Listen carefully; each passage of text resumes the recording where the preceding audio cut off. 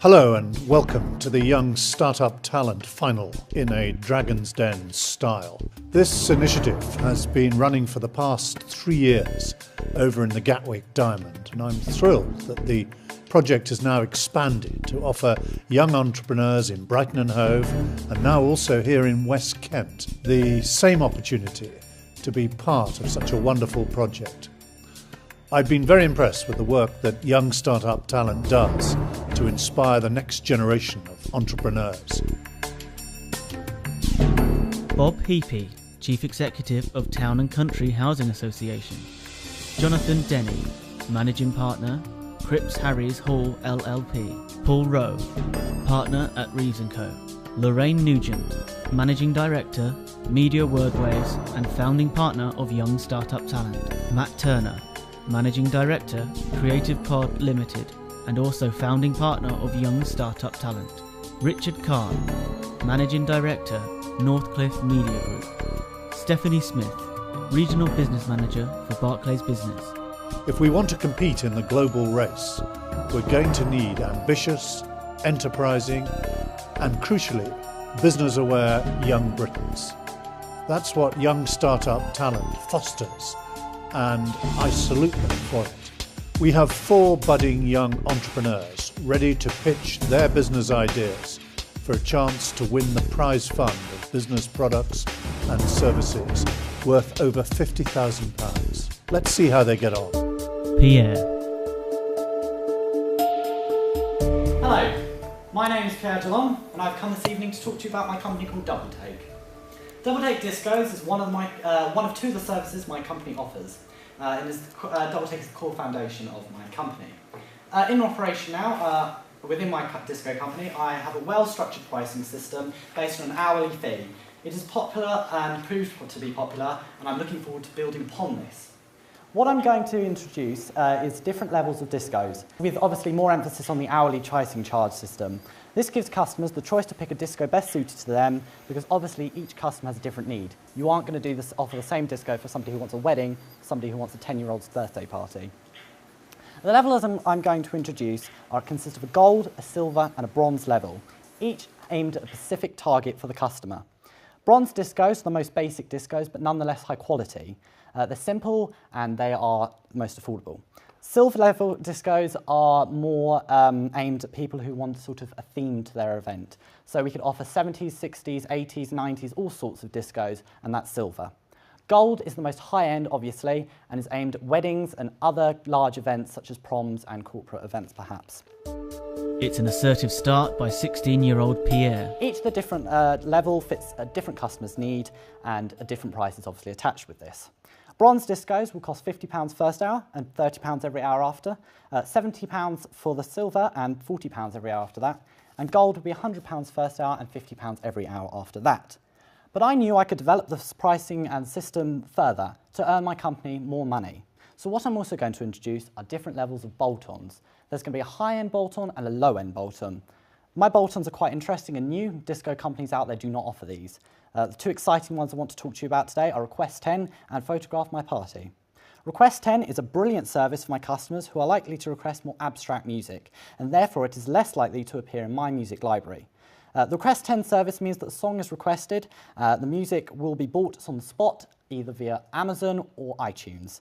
This service will cost about £20, obviously making my company a profit of £5. That may not sound like a lot, but at the end of the day, everything adds up to, make a larger sum, because obviously we've got the original level of the disco, so that's just sort of another extra add-on. Another really interesting service is Photograph My Party. Photograph My Party is a service for customers who want photos taken at their event at a fraction of the cost. These photos will be taken by students who wish to be a part of this service. The students will gain valuable experience and earn some funds. This service will cost £80, £60 will go to Double Take, £20 to the students. These photos will then be uploaded to the website the following day. The customer who's obviously paid for this will get all the JPEG images plus a complimentary photo. These photos are printed off HP Snapfish. I know they're a high quality photo service. They are able to produce these photos pretty quickly, so I can get them sent to myself and then forwarded to the customer. So these photos will tend to cost the customer about £12 for a pack of 10 6x9s. Also, I'm looking to, obviously, with Double Take offers two services. We have Double Take Discos, which I'm to talk to you about, and Double Take Party Planning. Party Planning is another service I wish to add to my company. It obviously involves me arranging the whole event. So this is also talking to other customers, and this is sort of like the higher-end bolt-ons, but it makes me sort of completely do the whole event, talking to the services, getting the best deal for the customer, and arranging the whole date so they don't have to worry about it. An entire party organised for the customer, including venue, food, music, photographer, and any other service the customer may require. My company would use other companies to provide the services and offer a price for the entire event, then go on to fully organising the event with the customer down to the very last detail. Double Take would recognise every customer is different and every pricing they have is different, so we'll customly tailor their event to the customer in question. In addition to the party planning service and changing of Double Take Discos to include the new pricing structure as well as the bolt-on extras, I know I can make Double Take grow. Thank you. Pierre has clearly thought about the service that he is offering. You've focused a lot in your marketing on new customer acquisition. That's always the most expensive way of going about it. Have you thought about how you might attract repeat visitors? Obviously, with repeating customers, you'd obviously want to offer like a financial benefit, so they get a lower cost if they were to repeat a booking, especially like discos. We could obviously have an hour free, or one of our bolt-ons, our lower end bolt-ons for free, perhaps not the photography, or maybe the request 10. I fortunately forgot to mention that obviously a smoke machine and a bulb machine would also be lower end bolt-ons that I'd be offering, because they are additional service and they have their own costs attached to them. Pierre, well done. This is a much more considered document than the semi-final, so well done on that. Thank you. It's also somewhat more ambitious. So perhaps you could just give us an idea where you've got the assumptions. So it's quite ambitious, as you've pointed out. Obviously, I'm predicting what I was predicting, 2,000, and then I've gone up to 41,000. So yeah, where have you got that to increase from? So I've jumped, because consider if I win, this is based on the fact that I would win the competition. Obviously, the money and the marketing and sort of stuff would definitely boost the amount of sales. It would look like a more structured brand. My company would look more impressive, and more customers would come to me, and I'd be advertising the correct places to find the right customers. It's a positive response by the young entrepreneur. What about staff? Because you mentioned with the photography about hiring students to help them with work experience and stuff, but you mentioned a figure of £20. Yes. Were you thinking of one student or a number of students per? Well, obviously, when the company's reached a stage where it's sort of doing lots of bookings, we'd be looking at getting more photography students. Perhaps at the beginning, we'd only be looking at hiring about 5 students to offer on a rotating basis for the I'm just worried that £20, you've only allocated £20 per one for each photography, you know, each disco or whatever. If that's one student, that's fine. But if you've got 5, they're not going to get very much, are they? So I can't see them doing it for £5 or. I should have explained that it's only one of these students will come along with me to the discos per disco, obviously, so it will only be £20 and it won't infringe on the amount of money they're making per disco event. Could you give us a bit of an idea of your experience of? Well, I've done a couple of planning events. Oh, planning an event. Obviously, I haven't planned any events yet. But I have got great experience with talking to other companies. I've got companies who are interested in my company, you know, supplying them to the customers.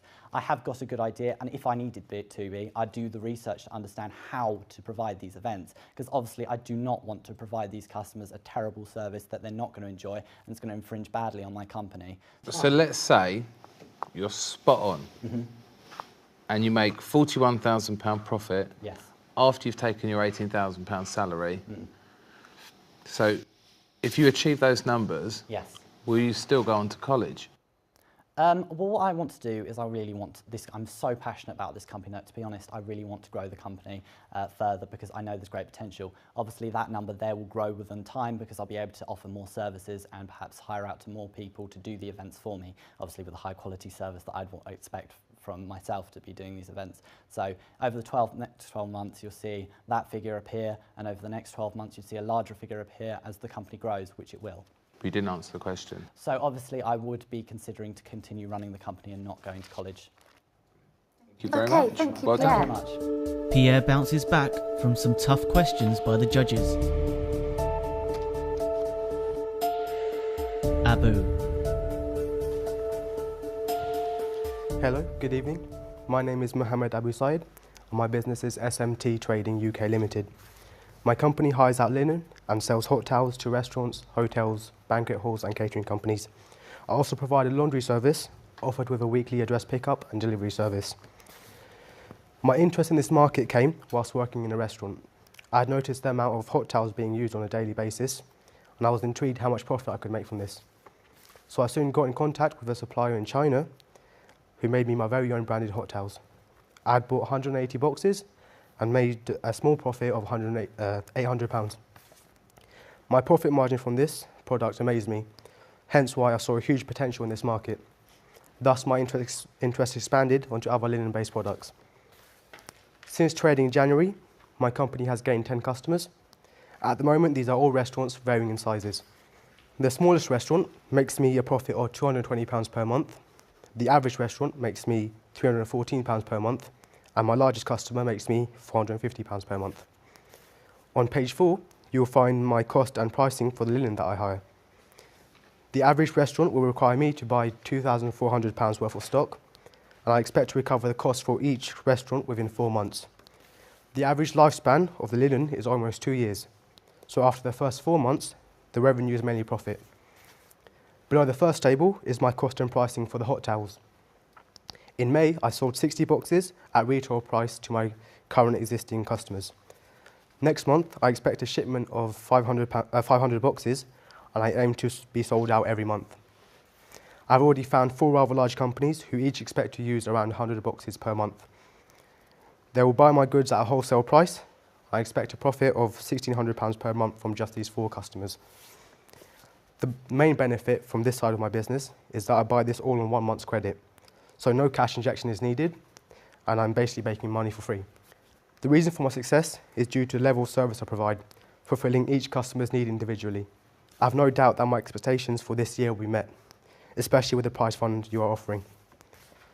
The prize fund will be highly beneficial for me because my company has the potential to expand. I'm also looking forward to the mentoring and business courses that you have to offer. As I love to learn, I am new to running a business, so this will help me run a successful business in no time. These are my products. It's a clear, confident opening for the established budding businessman. Mine's cold. So I don't have a heater with me. And these are the napkins, which is my main selling. This one's cotton, and that one's 100% spun polyester.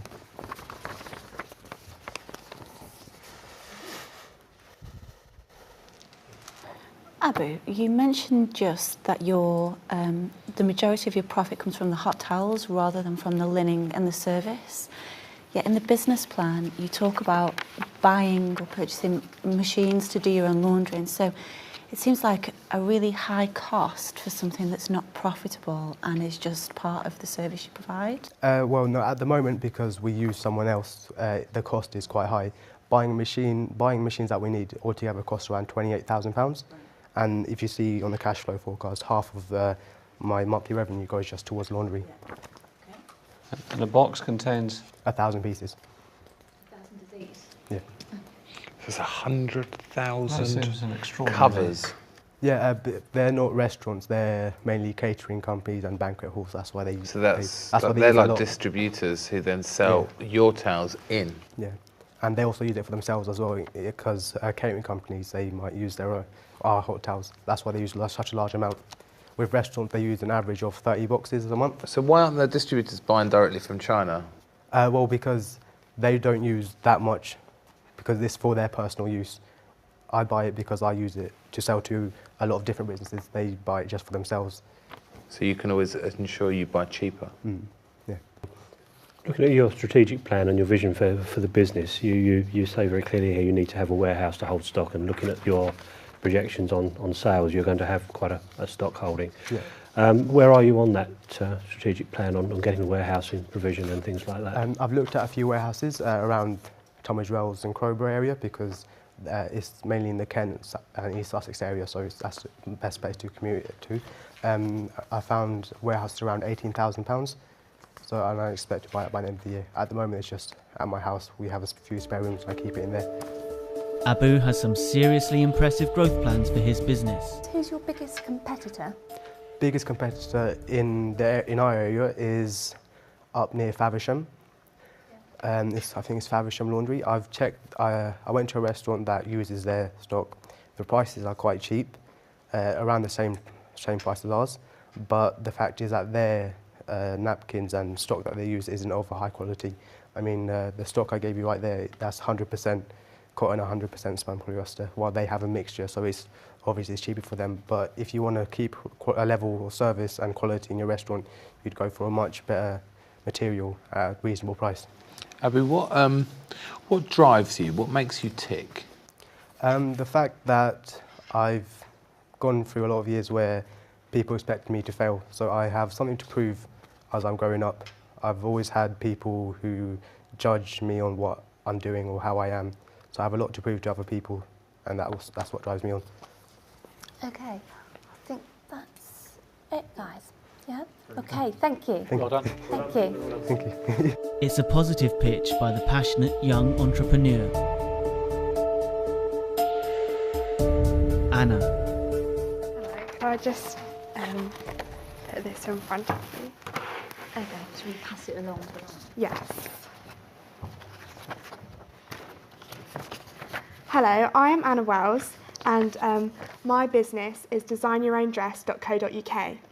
Now, don't you just hate it when you're shopping and you can never find what you're looking for? You've got an event coming up and you've got a dress in mind, but it's not on the high street anywhere. Fear not, with my business, it is an online business where you go online and you choose what style out of the 15 dress designs, and you'll have the chance to choose what colour you want, and the material, and any additional features such as sequins, rhinestones, and gems. It's a theatrical start by young Anna. The customer will then type in their bust, waist and hip measurements. The tailors will custom make their dress exactly how they want it and in the perfect size for them. The end result will be a perfect dress for a special occasion such as prom, wedding, Christmas party, or just a treat. My main suppliers of my fabrics is a website called White Lodge Fabric, and they will provide me materials like satin, metallic sequin, organza, Catonic taffeta, crepe black satin, and velvet, ranging from £2.99 per metre to £5.25 per metre.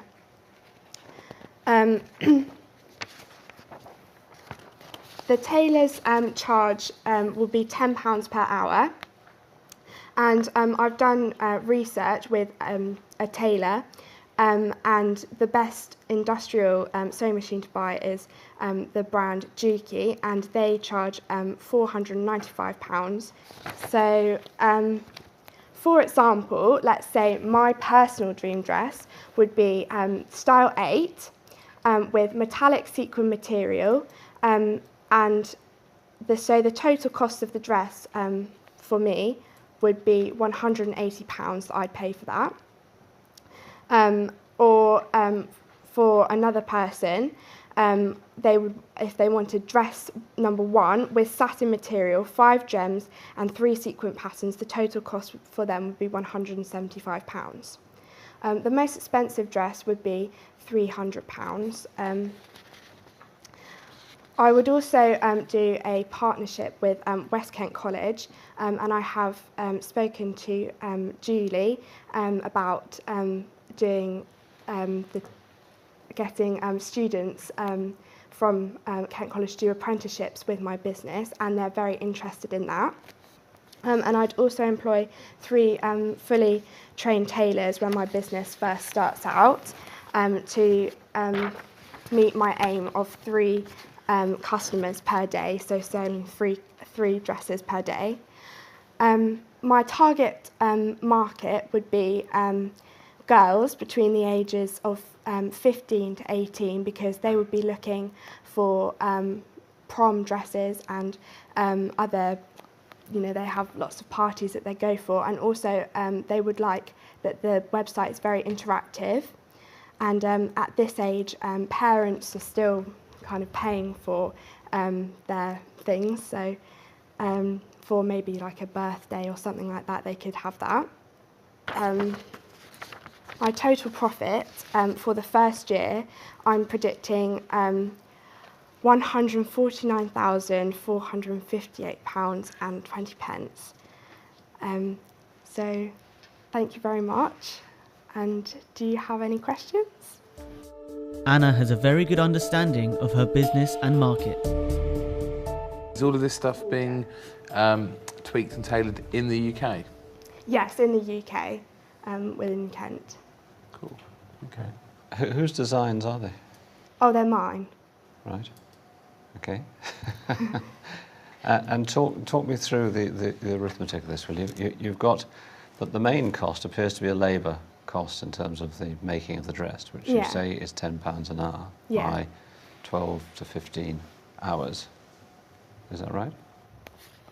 I think the dress that takes the longest is 20 hours, and I have got these figures from, well, these hours from a tailor who I went to go and speak to, and she told me how long each of the dresses would take, and that's how much it takes. And obviously, if they are finished before that time and to a good enough quality, then they'd still get paid that amount. So they've still got that incentive to make a really good dress and still get paid money for it. Yeah, but what would you be, charging that dress to the customer at? 300.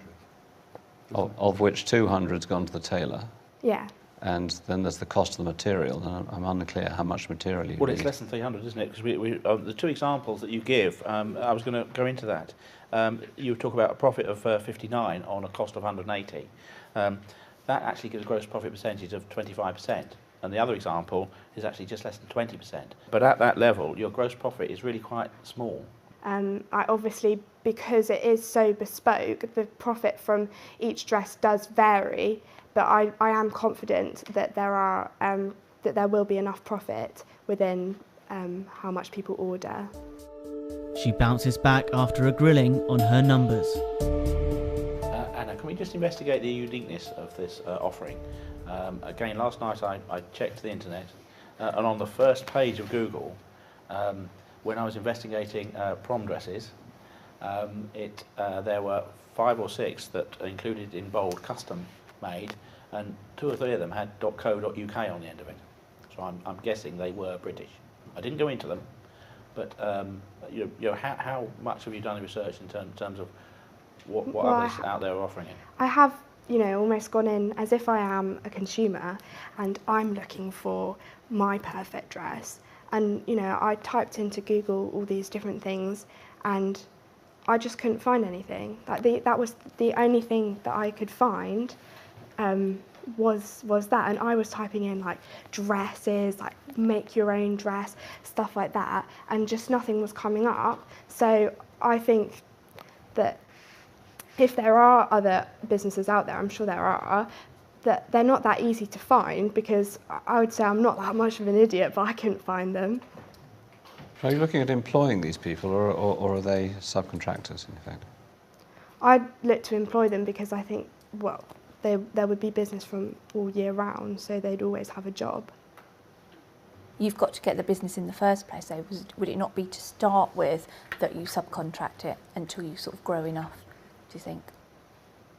Yeah, I think subcontracting at the start, and then when the business starts to really build and we get a strong customer base, then I definitely employ them for me, not just contracting. Okay. Thank you very much. Thank you, Anna. Okay, well done. thank you. Well done, Anna. Thank you. Well done. A clear, concise pitch by the young businesswoman. Last up in the den is Jack and Robert from Tunbridge Wells. Hello everybody, my name is Jack Wise and this is Robert Stevens, and together we are Easy Radio Kent, West Kent's community radio charity. Okay, so who are we? West Kent's Easy Radio is a community radio charity serving the West Kent region. We were founded last year as a charity. We're not registered with the Charity Commission, but we're still considered a charity. So our business. We're structured similar to a commercial radio station. We offer commercial output, but for the not-for-profit sector, so all of our profits are reinvested into our community. Jack is clearly passionate about their business. The last year's been relatively busy in developing our offering. These are composed of volunteer programmes, so we really get with the community, give them the chance to do something. Initiatives, we might work with K College, for example, with people who are talented in a certain field, say news and journalism, so they can help us with the news. And commercial advertising, which is where we focus on making money. Public benefit is really the deliverable we really want to focus on, because we want to have some sort of positive impact. So what we do to achieve this, we'll be working with partners, say K College, and obviously maybe the media students, because they might be interested in helping us out.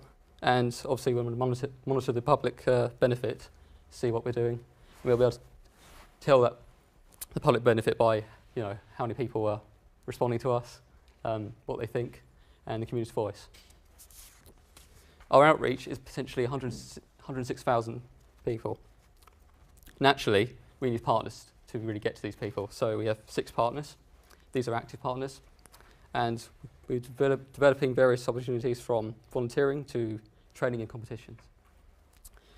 We have had some diverse applicants for presenting, and we're really interested in that. What we offer to local people. We have a diverse mix of music, and we have discussions on various topics in the community and debates on them. So any issues people have, just make sure they're heard. And also we have programmes based on those issues as well when we speak about them. What we offer. In terms of revenue streams, we have donations as a charity, sponsorships, advertising, where most of the money comes from, and grants, which we got £5,000 over one of our grants, Awards for All. So in terms of developments, we've currently got a really extensive website underway, which is almost complete. So we're using a blog-based CMS system, so our community relations volunteers can log on at home. They don't have to be in an intellectual property, they can log on at home. And because it's blog-based, they can just update it as easy as that. So our updates will be regular, because obviously it's all about volunteering and it's all about getting out there into the community. So this blog-based system will be absolutely key to deliverables. We want to develop a forum so people can sign up in the local community with their email address and their names, and they can interact with each other on our forum. It'll have a list of different things, from community issues to the potential for new businesses, things like that, and they can all have a discussion on there about that, and we'll lead that discussion like facilitators, if you will. So that's all comes under the remit of our community engagement sessions. That also involves going out into Tunbridge, Sevenoaks, up into Dartford, and actually speaking to people about our project that tune in. So it's basically just discussing matters that are of importance to them. So our mantra, which is more than music, is how we work. That's because we're not just radio. As a charity, we want our public benefit to be much wider than that. We want to be able to have diverse interests in varying different things. We want to work with other organisations in developing initiatives. We had a meeting with K College Principal and Chief Executive this morning, who's got an entrepreneurial social enterprise initiative that's starting up here at the college, which we'll be getting involved with soon. So we like to think we're going the extra mile for our communities. So in front of you, the 6 months, June to November, we forecast revenues of just over £56,000, with net profits around £28,000. Or without a station sponsorship, which is £15,000 annually, it'll be a profit of £13,980. So all of the forecasting is based on the drive time day part, which is just 6 a.m. to 10 a.m, Monday to Friday. Can I just ask how you've defined how you've arrived at the geographic coverage for this radio station? Initially last year our plan was to just stay within Tunbridge Wells, yes. wasn't it? Sevenoaks, etc. But we thought we kind of limit ourselves a bit like that, don't we? So we thought, well, West Kent, we've gone to school in West Kent, we've brought up in West Kent, we've lived in West Kent all our lives. We know the area, we know markets, etc. We know people, we know businesses. I've been approached already for two different individuals that want advertising, but we haven't even launched yet. So there's great opportunity, but we don't want to be a national brand. West Kent is our home, and that's where we want to stay. I just think the difficulty is the area that you've covered is, from a community's perspective, is very, very diverse. You know, you've got Sevenoaks compared to Dartford, for example. You've got places down in West Kent like Cranbrook, on the other side, Edenbridge. You know, for a community radio station, how do you feel you're going to really engage communities that diverse with what is essentially going to be local content? I think with that, it all comes down to our volunteers. We'll have volunteers in these areas. Their content will be based on their communities. Obviously, we can't advertise an event that's happening in Tunbridge up in Dartford because nobody would be interested. We'll have different sections for the website. If need be, we can even branch our broadcasting into those different areas, so they'll tune onto our website, they'll think, okay, well, I live in Tunbridge, so I'll click on Tunbridge, and then it'll be content relevant to them because it's all pre-recorded, it's not live, so we'll be able to do that. The dynamic duo bounced back from some tough questions from the judges. Okay, one last question. I was going to, Bob, would Town and Country advertise on a radio station like Easy Radio Kent? It'll certainly be very attractive to us as a registered charity ourselves, yes. Something like this, it's got a social purpose rather than a commercial base. 3 customers before you've launched. As have you, Bob. Let's do this business plan after this and we're on it. Okay, thank you guys. Wonderful, thank you very much. Thanks very much. You. Well done. Cheers. Well done, guys. Looks like the boys have another customer in Town and Country. The Den is now closed for business for another day. Firstly, I'd like to commend all of the finalists for their outstanding presentations and business ideas. The level of entries was excellent, and I'm impressed with the quality of the business plans. Young startup talent really has evolved, and I will be delighted to see it go national. It gives me great hope when I meet the talent of tomorrow within the West Kent area, and I look forward to another year of young entrepreneurial success. Finally, I'd like to thank the founders of Young Startup Talent, Matt Turner and Lorraine Nugent, for their passion and hard work, as well, of course, as the generosity, the support and commitment from all of the judges and sponsors involved. Well done to you all. Finalists, good luck. I'm certain you will all go on to have wonderful careers and be the employers of tomorrow.